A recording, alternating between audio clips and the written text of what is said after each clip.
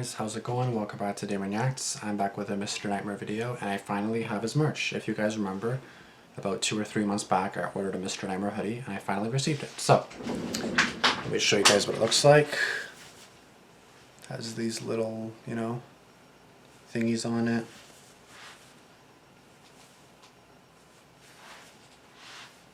It says right there, Mr. Nightmare, and then the back, I think, is the best part.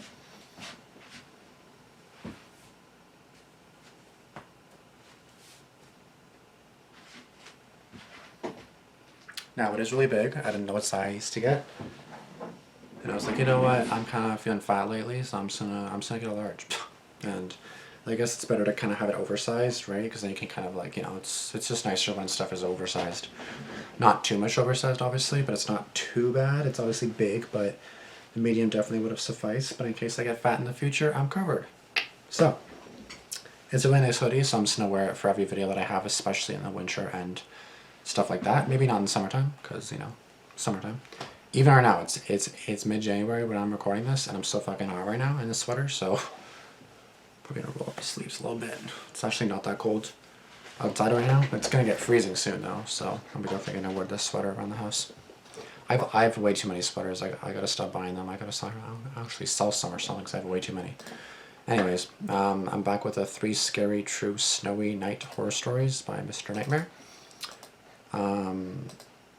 Obviously haven't seen this video yet, and snowy. I love the snow usually, so I don't know, when I saw it I was kind of like, this video should probably be good. It just came out a day ago actually. Well, January 12th, it's being released on the 16th, this video, so by the time this video is released, it'll be about 3 days ago. Mr. Nightmare now has 7 million subscribers. Damn, that's great. Okay, anyways. Starting. Should be a good video. 23 minutes and 14 seconds. Let's get started. Snowy nights. So that's honestly really pretty. Just seeing that. I think it's supposed to snow today actually, or 2 days ago. I love the sound of falling snow. It's kind of like watching lightning or seeing. There's barely any. There's almost no sound. It just falls gently. If it's a bit heavier, then you can kind of hear like, but it's barely like there's not really any sound. It's snow. A shooting star. It's just one of those unique things you have no control over that doesn't always present itself. But when it does, it's a treat. I'm not really the hiking type, but when it's snowing out, I just can't help myself. We've all got those irresistible cravings. This happened during one of those snowy nights. I live in a woodsy area. It's not really in the woods per se, but it's close enough. If I wanted to access an expansive, dense forest, I'd only have to drive a few minutes. I didn't have any major obligations the next day, so it was either a Friday or Saturday. Probably a Saturday, because I remember being slightly hungover from going out the previous night. It also wasn't supposed to snow that night, which I remember specifically because I have a habit of checking the weather obsessively during the winter months. Same, always. I was sitting in my room reading a book when it just started snowing. Abruptly, as if someone had just casually flipped a switch. I didn't even notice it at first, but by the time I realized what was going on, there was already a considerable amount of snow on the ground. Without thinking too much, I instantly knew what I wanted to do. Take a snow walk, so that's what I did. The spot I drove to is pretty secluded for the most part. It's a local hiking trail that usually doesn't see that much traffic. Like I've walked in the snow, typically not at nighttime, typically in the daytime. But I think I mentioned it in other videos too. But don't you guys love how?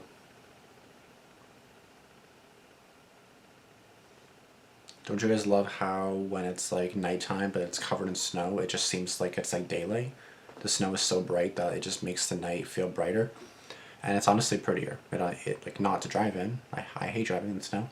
And currently we have no snow, but currently, again, it's supposed to snow today a couple centimeters. But, of course, this will be released Friday, so it'll probably still be there because it's going to be freezing for the next, like, 2 weeks. Like, freezing, like, -10, -20, so. I stepped out, admired the snowfall for a few seconds, and started walking.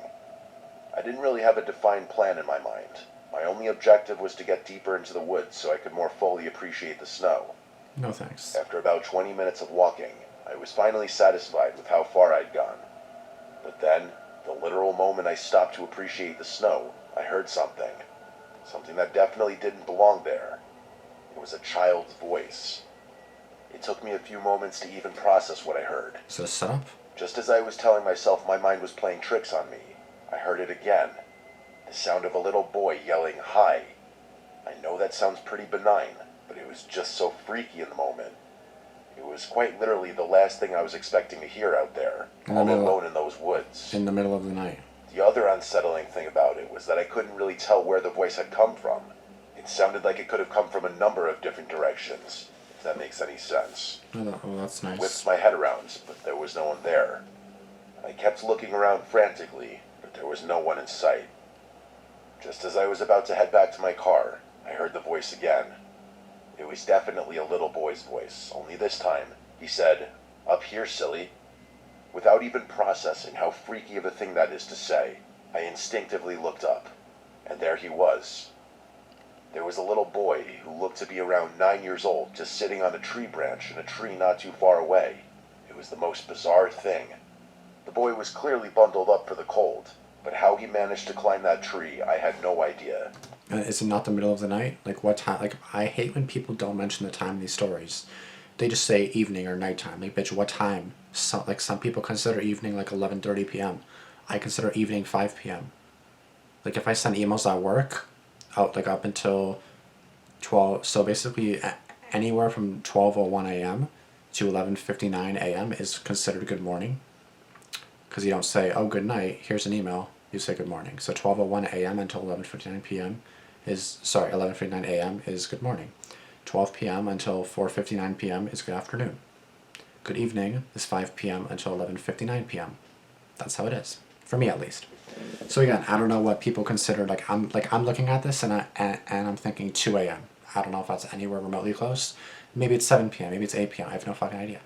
Tell me the fucking time. I need to know what time it is, bro, to better understand the story. Come on, Damian. Come on, Mr. Namer. It's not even his fault either. Like he's getting the stories from other people. So, come on, people, give me the fucking age. Like, tell me stuff about you so I know like what, so I can put myself in your shoes. The lowest branch to the ground was at least 20 feet off the ground. Strangely, seeing him kind of calmed me down a little. It was almost like I had been afraid of not knowing where he was, as opposed to him being there. I walked over to the tree he was sitting on, keeping my eyes on him the entire time. He was smiling this really wide grin that reminded me of the expression someone who hadn't learned to smile yet would make. My sense of security started disappearing the more I looked around, though. For starters, there wasn't a single footprint around the tree he was sitting in, meaning he had climbed up there before it had started snowing, meaning he had been sitting in that tree for at least 45 minutes. And that's not even mentioning the fact that he figured out a way to climb that thing in the first place. All I can think of is it's a setup. If this wasn't in a horror story, if this was just like a regular story I was listening to, I'd like nothing sus. But this is a horror story. So, like I said, it would have been exceedingly difficult to do so, even if you had climbing experience. The tree was perfectly straight. You would have had to shimmy up 20 feet. He waved at me, and I didn't waste a second. I asked him how he got up there, and he told me it was a secret. Then he just went back to smiling that awful grin. I didn't know what to do. This kid clearly didn't belong out there, and I felt compelled to do something. But what was I supposed to do? Try and climb the tree to get him down? Before I could think of something to say, he stood up straight on the branch he had been sitting on and said, "Watch this." Then without warning, he leaned back and fell. He fell what must have been at least 30 feet. I screamed. There was nothing else I could do. I watched in horror as he landed directly on his back with a gruesome thud. I thought he was dead. There's no way any amount of snow could have cushioned that fall. I ran over to him, but before I could reach him, he sprung up off the ground and started running away from me. It was impossible. Falling from that height should have been enough to kill him. I screamed again, this time out of shock, and I watched as he ran off deeper into the woods. Even with the bright snow on the ground, it was still dark enough for him to run out of sight. Was he like a robot or something? Was he not even human? Was it a ghost? Like, yeah, because if you fall 20, 30 feet, especially a 9-year-old kid, yeah, you're probably dead. I don't know what came over Especially falling on your back too. Like your back's broken, bro. You know what I mean? Like how are you gonna run away? me. If you're not Instead dead, of doing then the rational thing and turning around, I ran after him. I don't know why. I know myself. If a situation like that were to arise again, I turn around 99 times out of 10.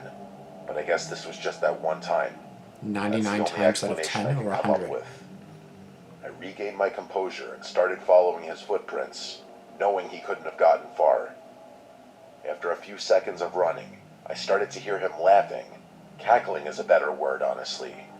It was really unsettling. It was like he was toying with me, playing a game while I was out there scared to Thank you. death. His footprints passed a nearby tree, and as I was running past, I felt something latch onto my back. Before I could react, I was tumbling to the ground, and this kid was on top of me, clawing at my neck and shoulders. What? I started screaming and blindly grabbed at him, but he wasn't letting go. He started wailing too, and I could feel myself starting to bleed. He was tearing into my neck with his fingernails, and I thought he was going to blind me. I managed to stand back up, and with all my strength, I flung him over my shoulder. He hit the ground, immediately got up, and ran deeper into the woods, still What the laughing. hell? This time I didn't chase him. If it weren't for the cuts on my neck and the blood on my hands, I might have just stood there forever. The cuts didn't feel that deep, but there was an uncomfortable amount of blood. I hadn't been wearing a scarf, so I pulled off my hat and wrapped it tightly around my neck. My hands were shaking and soaked with my own blood. The story makes no sense. The story makes absolutely zero sense right now. And I was having a panic attack. The next 20 minutes are really fuzzy, probably because I was so terrified and I had lost so much blood. The next thing I remember is being in the back of an ambulance, and then after that, I remember talking to some police officers about what happened. I got the medical attention I needed and was asked to recount my story like 10 times. At the time, I didn't realize what was so unbelievable about it. I would only later learn that while I had been in the hospital, the police had searched the area and found nothing. What's worse, they allegedly followed my footprints and only found the one set, mine. I remember being so emotionally distraught when I found that out. I was furious at the thought that they hadn't searched the woods thoroughly. But why would they lie? By the time I was discharged from the hospital and done talking to police officers, I didn't have much energy to do anything other than sleep. I can't remember if this was the day after or 2 days after. Like I said, things got a bit fuzzy, but I eventually went back to that hiking trail. It had snowed considerably since then, so it wasn't too surprising to find that my footprints had been snowed in. I searched the entire forest. It must have taken me hours, but there was no sign anyone had been there. This is still one of the freakiest things that has ever happened to me or anyone I personally know. The story makes zero sense. Like I said, like I have nothing to say to that. Like literally at all. It just makes zero sense. There's absolutely nothing for me to say. It sounds impossible. It sounds really unlikely because it's impossible. Like that makes zero sense. A kid is in the tree, falls a bunch of feet, would have been at least at the very least, if not dead, injured. But he's fine. He runs away. He attacks you. You lost so much blood from him scratching you. I don't think you lose that much blood from being scratched. Like unless it's like a fucking bear, or an animal, I would understand. But a kid just scratching at you, come on. I don't think you're gonna lose that much blood. Unless I'm wrong. Maybe I need a kid just freaking claw my back, and then we'll see. But I don't imagine, like, you know what I mean. I don't know. Maybe I'm just tripping, but Adam. This happened over winter break my sophomore year of college. I was 19 and had the house to myself for a little under 2 weeks. Must be nice. During the second week, a massive snowstorm hit. The forecasts were predicting something crazy, and they definitely weren't lying. By the time I woke up that Saturday, there was already close to a foot on the ground, and it was still coming down hard. Plows couldn't keep up, and by late afternoon, the roads were basically impassable. I should mention that my neighborhood isn't your typical suburban setup. The houses are pretty spread out, and there's a lot of wooded areas between properties. Great, love that. It's nice in the summer, but in the winter it can feel kind of isolated. That day, with the snow piling up and no cars on the road, it felt even more so. I was bored out of my mind by like 6 p.m. The Wi-Fi knocked out while I was sleeping, so I couldn't even pass the time by playing video games or anything. For context, my only hometown friend is this guy named Ryan, and I knew he was around because I had literally hung out with him the day before. So while I was dying of boredom in my room, I got this idea that I thought was hilarious at the time. I was going to walk to his house and surprise him. The roads were undrivable, sure, but I figured I could make it on foot. It was only about a mile and a half, maybe a little more. I'd walked further than that plenty of times.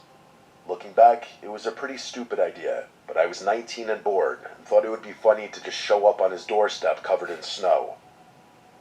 The first part of the walk was actually kind of nice. The snow had stopped falling by then, and everything was covered in this thick white blanket. The streetlights made everything glow, and it was weirdly peaceful. I could hear my own breathing and the crunch of my boots, but that was about it. There wasn't a living thing out there. About halfway there, the route cuts through this stretch where there aren't any houses for a while. It's mostly just trees on both sides of the road and a few empty lots. Perfect, love that. During the day, it's nothing special, but that night, especially with all that snow, it felt different. That's when it really hit me how alone I was. It was a really strange feeling. I kept walking, and out of nowhere, I saw headlights up ahead. The lights were pretty far off, but they were coming from the direction I was headed. I stopped walking. And sorry again, what time is it? And watched them get closer. It was definitely a snowplow, and it was moving really slowly. But then out of nowhere, it suddenly veered hard to the right, like the driver had lost control or was trying to avoid something. I watched them cut across the road and disappear into the tree line. There was this muffled crunching sound, and then everything went quiet again. My first thought was that someone had just crashed, so I started running toward where I'd seen the lights go off the road. The snow was deep, and I couldn't move that fast. But the only thing on my mind was the thought that someone was hurt and needed help. Okay, well, I'm not going to say that this guy's a bad guy for doing that, because again, like, he thought someone was in danger, and then he wanted to help them again, like, you're 19 as well. That's good. I feel like most, like, younger people are just kind of like, I don't really give a fuck, so given that he's 19, and wanting to help people out, I'd say that's a good thing, right? That's pretty good. It took me a few minutes to reach the spot. I could see where the vehicle had gone off the road, so I followed the tire tracks until I found it. The scene looked exactly as I predicted. A snowplow with its front end crumpled and smashed into a tree. Damn. Its headlights were still on, and the engine was still running. I ran up to the driver's side, preparing myself to have to lift someone through the snow, but when I got to the window and looked inside, there was no one there. The driver's seat was empty. I stood there for a second, not really processing what I was seeing. I thought maybe the driver had been thrown from the vehicle or something, so I looked around. The windshield wasn't shattered, though, so they must have still been inside the plow. I checked the passenger side, but that seat was also empty. I ended up pulling the driver's door open in frustration, thinking maybe they had slumped down below the steering wheel, but there was no one there either. It took me a few seconds to realize that the entire plow was empty. There was quite literally nowhere else someone could have been. I remember just standing there in the snow, staring at this wrecked snowplow with its headlights still on and its engine still running, feeling like something was very, very wrong. There were no footprints leading away from the truck. Whoever had been driving the thing had just vanished. It's hard for me to describe what I felt next. I got this sudden, overwhelming sense that I needed to leave. It wasn't a thought so much as a feeling, like something in my gut was forcing me to get out of there. I trusted my gut and backed away from the plow. As I was walking back the way I had came. Plus now you could always, like, now that you checked yourself, okay, well now you can confirm it's a crash. There's no one in the area, you can always just call 911 and then just say, hey, like, I was just walking on the road and then I heard a noise, like, explain the situation and then it's tell 911 then, right? That's all you really can do at this point. At least you obviously checked it out, and I mean, I'm not going to say that's a bad thing, I'm not going to say that's a good thing, but that is a good thing because you checked on someone, right? Like you checked on someone that was dead or injured. So I can't say that's bad. I heard a voice ring out from somewhere behind me. It was a man's voice, and he was yelling for help. I wanted to turn around and help. That was my goal in the first place, but every instinct I had was screaming at me to keep moving. I started running, and as I got further away, I heard the voice yell out one more time. It sounded much closer the second time, like impossibly close. No one could have moved that fast through such deep snow. I didn't turn around. I ran the entire rest of the way to Ryan's house. Call The 911. joke was pretty much ruined at that point. I must have looked insane when his mom answered the door. I explained what happened, and Ryan's dad ended up calling the police. In the time it took the police to get out there and back amidst all that snow, Ryan and I had gone back and forth about what I'd seen probably a dozen times. He kept asking if maybe I imagined it, or if maybe the driver had walked away before I got there, but I knew for a fact that my eyes hadn't been playing tricks on me. When the police got to Ryan's house, they revealed something horrifying. Apparently they hadn't found any tire tracks on that round at all. They had searched the entire road, but there was no sign that a plow had ever even been there. The officer actually accused me of making the entire thing up, and I had to argue my case. I was practically begging them to believe me. The officer ended up just leaving, and there was nothing I could do about it. I stayed at Ryan's that night. I mean, you tried. I didn't want to walk back home in the dark, and honestly, I don't think I could have even if I wanted to. The next morning, after the plows had finally cleared the roads, Ryan's dad drove me home. I've thought about that night a lot since then, and every time I do, I come to the unfortunate conclusion that what happened to me is just one of those unexplainable things. I guess it's possible that I hallucinated the whole thing, but that terrifies me just as much.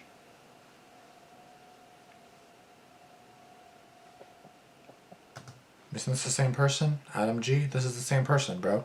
The fuck? The fuck is this shit? Is this like an update or something? No, it would have said it was an update. Anyways, I don't know what to say about that. Like, I really don't know what to say about that. That's weird. You heard it crash. You saw the headlights. You heard it crash. Right? That's why I'm kind of confused. Like, you didn't see the thing happen, but you heard the crash. So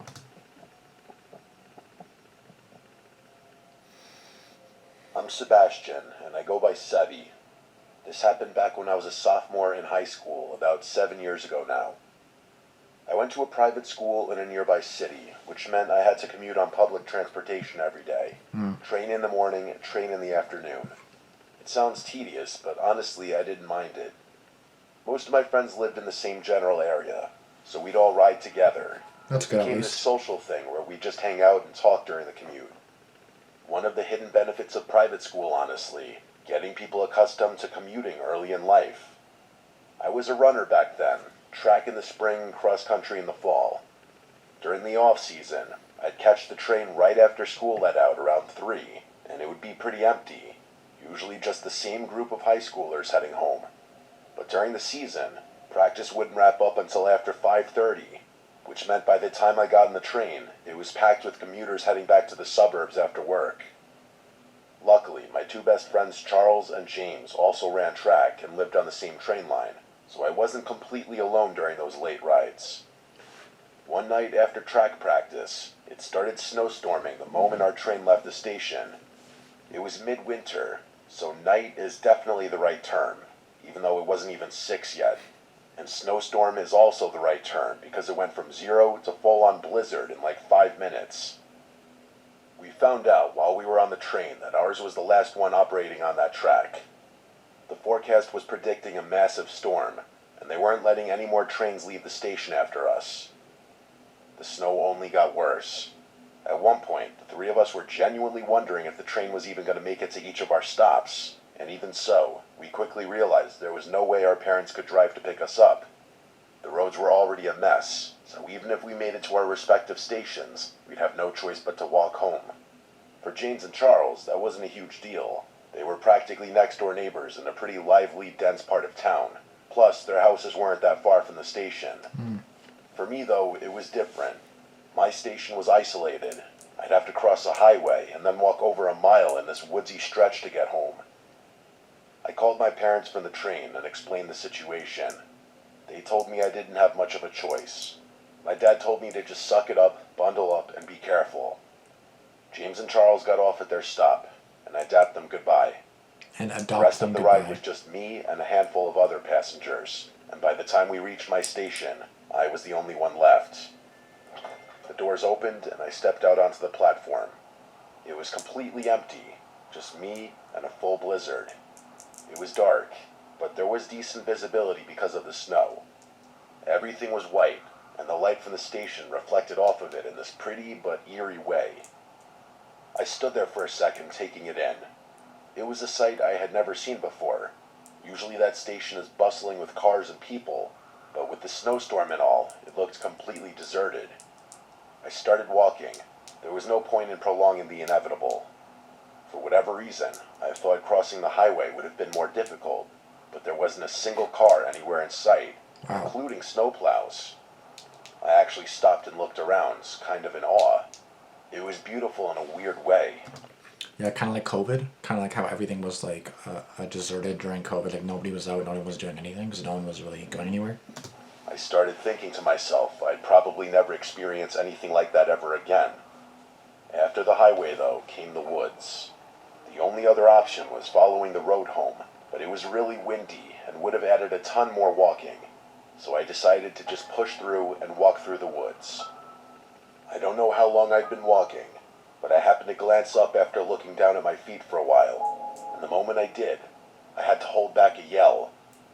About 30 yards ahead of me, there was someone standing there, a man. He was facing me directly, almost like he knew the exact path I had to take. At first, my brain couldn't process what I was seeing, because he wasn't dressed for the weather at all. He was wearing a short-sleeved shirt and shorts in the middle of a blizzard. Oh, To God. make things worse, his face was twisted in this deranged smile. Of course it was. I didn't move. I just stood there watching him, waiting to see what he was going to do. My mind was racing, trying to come up with some explanation, but the shock of the situation was too much for me to handle. I couldn't think or move, and in one abrupt motion, he went from smiling and standing still to screaming and charging at me. Fuck. It was literal horror unfolding right in front of me. I snapped out of my haze and began running as fast as I could back the way I came, screaming for help even though I knew no one was out there. I couldn't move that fast with all the snow, and I felt him closing the gap with every second that passed. Oh, shit. The chase felt like it lasted forever. It was probably 5 minutes, but it felt like an hour. I finally broke out of the woods and hit the road, and only then did I turn around. He was gone, and that didn't make me feel much better though. I felt physically sick. I followed the road home, and the whole time I kept thinking about my footprints, about how they were quite literally the only tracks in the snow. If that guy wanted to follow me home, it would have been the easiest thing in the world. When I finally got to my house, my parents were relieved. That is, until I told them what had happened in the woods. My dad wanted to go out and look for the guy, but my mom wouldn't let him. No, bad idea. Several hours went by without incident. Eventually, my parents went to sleep. I pretended like everything was fine, but I was still freaking out internally. I couldn't get the image of his deranged smile out of my head. And the way he had been screaming was just so unnatural. And the more I thought about it, the more insane the whole thing felt. He had literally been wearing short sleeves. How had he not frozen to death out there? I was making myself crazy, so I forced myself to stop thinking about it and just go to sleep. But of course, I couldn't fall asleep. It was like I was in that 30-second shock after waking up from a nightmare, only instead of 30 seconds, it was several hours. That's It wasn't really a nightmare, but after the end of this, I'm going to tell you guys the little nightmare I kind of had. It was kind of stupid. the best way I can describe how I was feeling. At one point, I heard a tree branch rattle my bedroom window, which startled me out of bed. I went over to the window to see if I could dislodge it somehow. I pulled back the curtain and literally dropped to the floor, yelling. It was him, that guy from earlier. He was right there, inches from my window, only now I could see him clearly. His skin was purple, like he was freezing to death, and he was bald with this patchy gray beard. My dad burst into the room and just barely saw that guy through the window before he took off. My dad went to go run out in the snow, but my mom stopped him and convinced him to call the police instead, which he did. With all the snow on the ground, it took the police forever to get to our house. By the time they did, that guy was long gone. My dad didn't care though. The police could have easily tracked his footprints in the snow, which is what I was expecting them to do. But once the officers realized the tracks led into the woods behind our house, They told us they couldn't just go tramping through the woods in the middle of the night. My dad got furious. He got in one of the officers' faces and almost made it physical. Damn. In the end, the officers literally left without doing a thing. Nothing ever came of it. The police never bothered to follow up, and I never saw that man again. For all I know, he froze to death somewhere behind my house. But for weeks after that, I was terrified to be in my own home. I still have absolutely no idea how to explain what happened.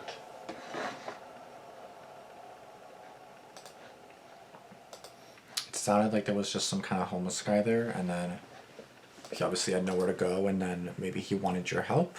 I don't know, like, it seemed like he wanted some kind of help, but it's like, why would you scream and charge at somebody? Like, you know what I mean? I guess he was the only person there because it was, like, deserted, but that's crazy.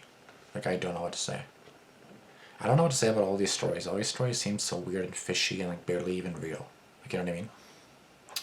Anyways, my little nightmare, which wasn't really a nightmare, but I was trying to take a nap, right? It was like 10 p.m. This was like 6 hours ago because it's 4 a.m. now. It was like 10 p.m. and I was like, you know what? I gotta film videos. I gotta film 3 videos. I gotta pre-film this. I gotta be ready, right? And I gotta have some energy because I never have any energy. And I was like, I gotta nap for like an hour or two. And then I wanted to get it all done today because I work tomorrow night. Sorry, Wednesday night I worked, so I needed to get it all done before. So I needed to get it done. And in order to do that, I needed to take a nap first to be able to have any energy for the videos. So I take a nap, or I try to take a nap at least, and I wake up, and then it was just so weird. Like, it felt so real. Like, it felt like I was downstairs first of all, but then I realized I was in my own room in my bed, and then my cat's just like looking at me like, what the fuck are you doing? Because again, I was like freaking the fuck out. So you're probably wondering why were you freaking out? So I remember getting out of bed, and then I just kind of felt like something like right here, like right in my chest. And I had a sweater on, a really, really thin sweater. Like, think this, but like extremely thin, like just like another shirt basically over top. But it's basically a sweater. So in between the sweater and my shirt, so you know, shirt, sweater, in between, I felt like a big thing, like just like stuck inside. And I was like, what the fuck is that, bro? Like, I was like freaking the fuck out. I was like, is it a fucking tarantula? Like, what the fuck is in here? Like, I was imagining like one of those like huge ass spiders that just kind of got in my chest somehow. And like, the night before, I was lying in bed and then a spider was crawling on my arm. Literally 24 hours prior to that, or maybe 48. I think it was 24 hours prior to that. There was literally a spider crawling on my arm. You know, I felt like the little thing, and I was like, what the fuck is that? And I was like, I fucking flipped the fuck out, bro, because it was a real spider. Tiny, like literally tiny. But I was like, what the fuck? Ain't no spiders in my bed, get the fuck out of here. So today I cleaned my room, and I was like, you know, going under the bed, seeing if there's any like spider webs or anything, and I try to get rid of all that. So hopefully there's no more spider surprises, but I was scared. I legit thought that there was like a massive tarantula or a big spider like in my shirt, in my sweater, and I was like, how the fuck did that even happen? Like, I was imagining like just a big ass spider just like sleeping on me. I woke up and I started flipping the fuck out. It didn't make any sense. It made no sense. That's why I was like, it had to be a nightmare, because there's no way that was real life. Short sleeve shirt and shorts in a blizzard. There's always that one mofo. There literally is, always. I saw someone. It was like 9 or 10 degrees. Like, it was actually a bit warm outside, and then I saw a guy shirtless. And I was like, bro, this ain't summer. I know it's Canada, so 9 degrees Celsius is actually pretty warm in the winter. But what the fuck, bro? Shorts and shirtless? The fuck? No. No, that's not a child. That's a winter gremlin. Common mistake. Bro, as soon as I'm going to sleep, he posts. That boy ain't right. I tell you, H what? No, that's too much to read, but sure, I'll give that a like anyways. We're all different, but if I were ever walking in the snow at night and as a kid it was in a tree smiling and tells me it's a secret when I ask for how I get up there, I would not feel compelled to do anything. Would have said okay, and went right back home. 99 times out of 10. Exactly. I was like, what do you mean 99 times out of 100 or 9 times out of 10? In the first story, why the hell would you go back? Sounds like you're dealing with a forest demon or a lost boy or some shit. I don't even know what that was. Anyone else catches the added sound effect every now and then, but have to pause and replay to make sure it actually came from the video and not somewhere in your own house. I live alone in the woods in a yurt, basically a glorified tent with utilities, and the walls are so paper thin I can hear even the faintest of sounds from outside, like water dripping from the roof into a puddle. I get pretty immersed with the subwoofer, so it's hard to tell whether you added a thump in the snow or in the video, or an animal made it over the fencing. Love it. I can normally tell it's from the video. 3 true scary public bathroom horror stories. That'd be a good one. I flung him over my shoulder, followed by the thud sound. Very interesting stories, but I listened to these at 1 a.m. Well, it's 4 a.m. right now, so lucky to be me. Why the hell didn't he just go to one of his friend's places for the night? Didn't he do that? I called my parents from the train and explained the situation. Oh yeah, true. He could have just gone to his friend's house. That is true too. I never even thought of that, so maybe they just didn't think of it, because I never did. But then again, I've never been the brightest, so I guess that explains that. Or I guess it just showed. Anyways, that's all I got for you guys today. I'm really tired right now, so I really gotta go to sleep. You're probably wondering, what do you mean? It's like literally 12:30 p.m. after you guys have watched this video, but I'm gonna get that book to bed. I'll see you guys in the next video. Thank you guys so much for watching. Please be careful in the snow or no snow. Please be careful no matter what, because honestly, shit can be scary. We'll see you guys later. Deuces. Peace.